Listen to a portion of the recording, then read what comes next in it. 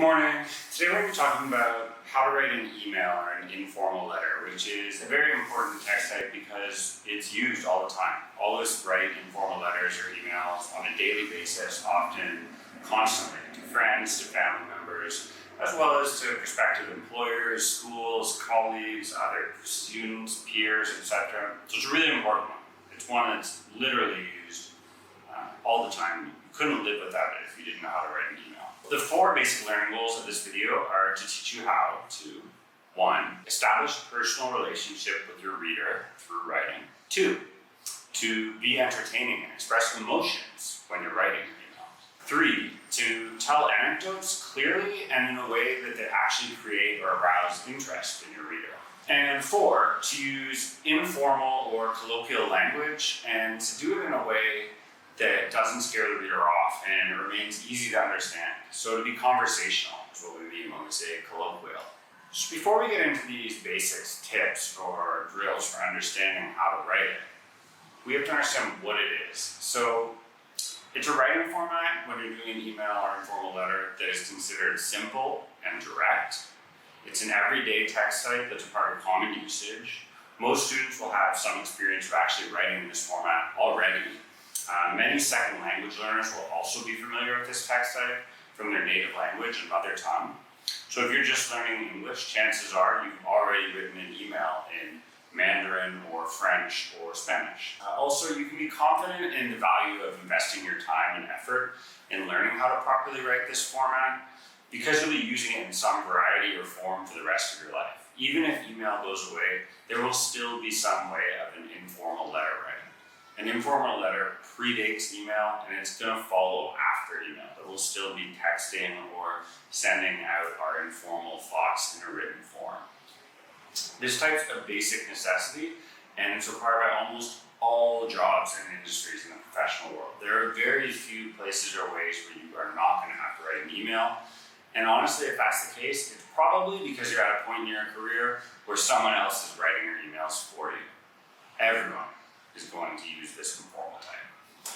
Another key feature of this text type is including your personal experience and your usual everyday thinking procedures. So it can be seen as natural. And natural really just means easy to read. It doesn't feel forced or constructed. It feels like there's a natural flow of the writing. Which is not to say that you necessarily handle the type effectively and correctly, or as well as you could be. So most of us have never actually learned how to do this, right? We've picked up on the aspects of emails from reading other emails, from sort of intuitively or grasping or understanding, copying what we've seen, repeating those things. And we might also be copying errors or mistakes, or just not doing it as efficiently as we could. So in this next section, I'm going to go one by one through the 4 learning goals, and we'll break down the basic components and the format of how you use language to establish or achieve this goal. So the first one, again, establish a personal relationship with your writer through reading. So the key factor in creating a personal relationship with your reader is using rhetoric and direct address. So direct address is when I say, you, the audience, need to pay attention to me, the speaker, otherwise you'll miss the point of this lesson. You. All of the audience. So you directly address them. Because informal writing intrinsically uses colloquial or conversational language, adapting traditional means of persuasive speaking to letter and email writing makes sense. And that's what rhetoric is. That's these traditional means of conversational language. Because your intention is to inform, persuade, or motivate someone to do something, you have to know and decide clearly who you're writing for. Right? Before you can establish this relationship with the reader, you have to know who you're writing to. Who is the audience? Who's going to receive this letter? So before you put your first words on the page, know who those words are being tailored for. Think about what your reader already knows. You don't want to repeat information or give them excess information. In other words, it's not about repeating the things that is understood you have in common. It's about adding value and connecting with them by adding something new. So what expectations do they have of you? Ask yourself, when should you conform to these expectations and when should you stray from these expectations?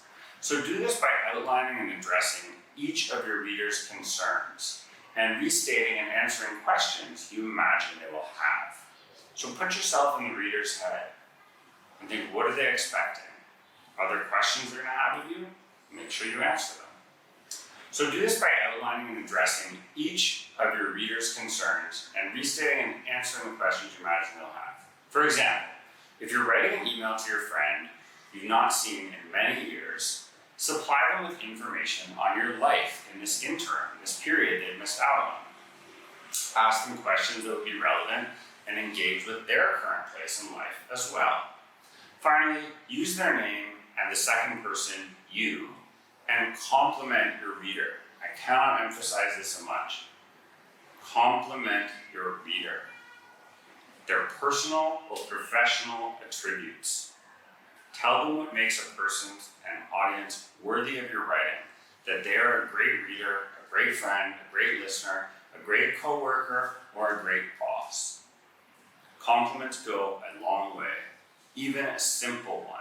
Some concrete examples of this might be asking someone if they've been married recently or how their kids or spouse are.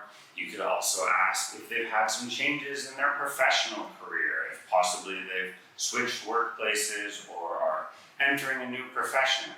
Maybe if you're younger, it could be an update on their school or educational career, how that part of their life is going.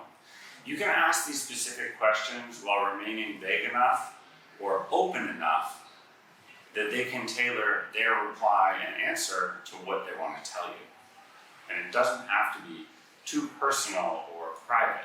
The second main goal or point of how to write an email and informal letter is that you need to be entertaining and you have to express emotions. Again, these don't have to be private or personal emotions, but if you don't express any kind of emotion, if you don't come off as somewhat entertaining or agreeable or likable, your letter's going to be flat. It'll be dull and boring. And that means ultimately that people won't read it and they won't ingest your message. They won't take from you what you're trying to say, or they won't get the questions you're trying to get through to them and answer them properly because they won't be interested essentially in what you're writing. So next we're going to discuss how you can be entertaining and express emotions in a conversational tone, and how to use emotions without being sentimental or cloying. So you don't want to come off as needy or grabby. First off, use the conversational language for transitions. So when you segue between parts or aspects of your letter. So replace formal segues like therefore, in addition, furthermore, and as well as with friendly rhetorical questions. For example, hey, have you heard? Or, did you know that? If it's been a while, tell an old story, a personal anecdote that affected you both emotionally. Start with the phrase, remember when we. These are all conversational, colloquial phrases, right? Have you heard? Did you know that? It's been a while. Remember when. Replaces this more formal, stilted language, therefore, in addition, furthermore, as well, also. That stuff sounds like too serious, too workplacey. That's for a formal letter. This email is an informal letter. By changing the personal pronoun to the plural, we, instead of you and I, right? You, second person, I, first person, I switch to the plural pronoun, we. I'm now connecting us, right? I'm bridging that gap with the switch of pronouns. And that erases the distance between you as a writer or speaker and your audience. It brings you together, quite literally. And it establishes an emotional connection.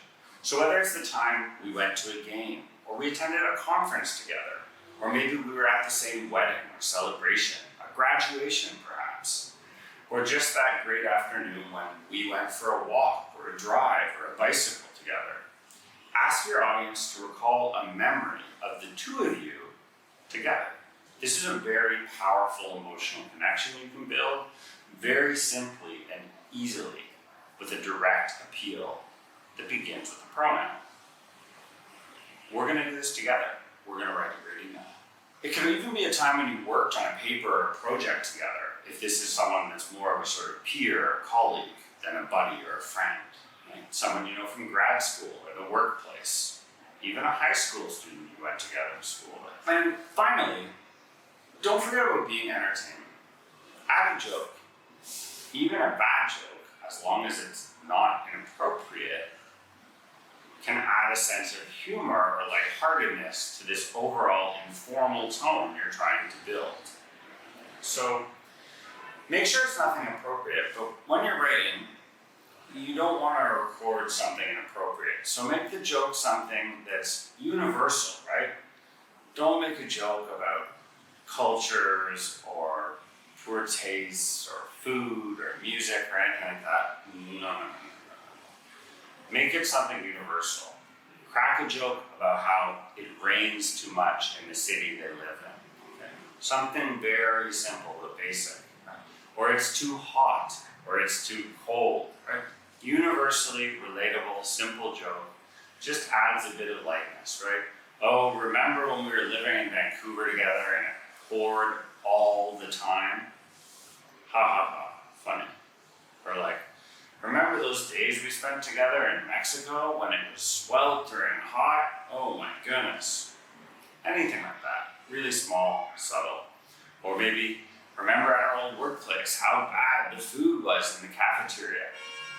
Something small but a universal situation that your reader can relate to, and it has an inanimate object as the butt of the joke, right? The weather, the food, maybe the interior decorating of an office, something neutral. Be funny, don't be insulting or offensive. Otherwise, you may find yourself taking a long walk off a short pier. We made a joke. Okay, so tying this into the next bit, we're going to talk about a personal story, otherwise known as an anecdote. So circling back to the anecdote idea from our last section, how do you even tell a good story that draws on an emotional connection? How do you do that? Well, keep it simple for starters. Make sure your anecdote draws on the basics and includes that pronoun, we. Tell a story about you and your reader. People don't want to hear your selfish story just about yourself. They love to be reminded of a good memory about themselves. Keep your reader in mind, always. No one wants to hear a speaker writer with too much ego talk only of themselves in all aspects of their life. So make sure the story has a purpose and a point and connects to your reader. Choose a topic that arouses interest and is thematic to the purpose of the letter. So if it's a letter about education, a story about education. If it's a letter about work, a story about work. If it's a letter or an invitation to a family event or some sort of reunion, a story about that group of people would be appropriate, of course. And make sure your story has a beginning, a middle, and an end, please, and thank you. Your story is only complete if it answers each of the basic questions of plotting. Who, what, where, why, when. If you don't answer those 5 W's, it's not a story, it's just a beginning with no end. And that, unfortunately, is the opposite of entertaining, it's frustrating. So, don't tell a useless story. Your anecdote should be described in simple, clear, concrete details. For example, remember when we did this at this time and this place? Because we thought such and such was so fun, silly, entertaining, exciting, hilarious, etc.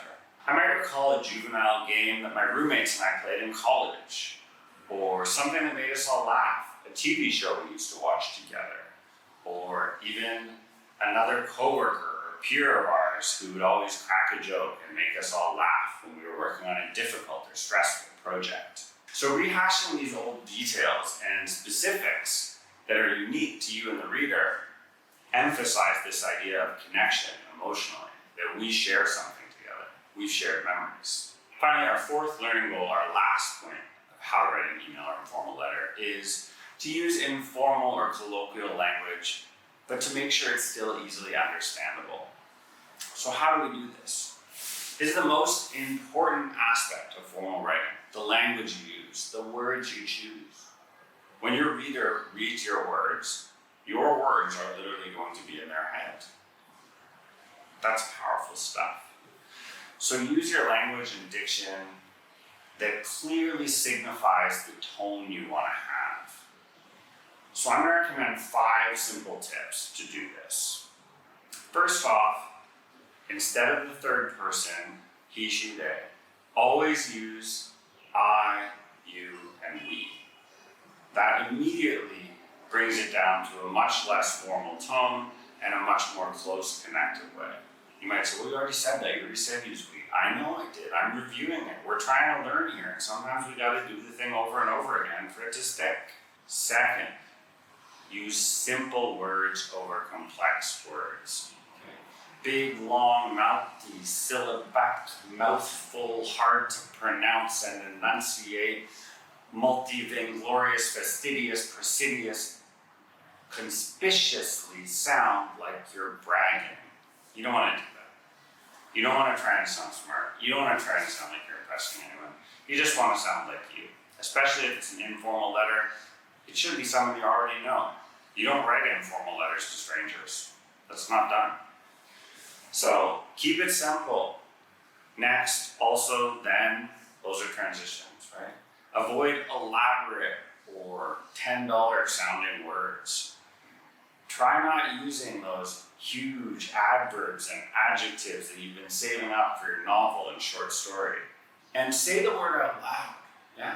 If you can't pronounce the word, if you're stumbling over it yourself, if you're getting eloquently, loquaciously, talkatively, flamboyantly, exaggeratedly full of hyperbole, cut it out. That's too much, man. Too much. So if it's a mouthful and it's not used in regular speech, you might not want it. Third tip, check the list of the 300 most common English words. Are you using a ton of words that are not on there? If they are not on there, they're probably not informal words. And stick to that list. Stick to that small vocabulary that's easily relatable and everyone's going to be able to understand. Don't be afraid to start sentences with conjunctions and contractions either. Doesn't matter to your reader. You're getting a personal thing going. It's not like they're checking your grammar, so keep it simple. Contract. Don't exaggerate. Don't bluff. Don't show off. Get it? Yup. Gotcha. Just keep it simple. Silly. Fourth, rather than avoiding your emotions and personality, you lean into it. Express yourself a little bit. Let yourself be you. Read your letter or email aloud. And if it doesn't sound like what you actually say to your reader, rewrite it till it sounds like you. Make it simpler. Don't make it more confusing, more elaborate. And 5, if you have to, ignore all the rules. Just forget them. Forget everything I said if you want. And just break all the rules. Say what's up. Say how you want. Leave grammar out if you're feeling funny. Good luck. Good on ya. Now go write an email. Adios. Hasta luego. Catch you on the flip side. Check you later. Skater. Yeah. See ya. That's the end of this video.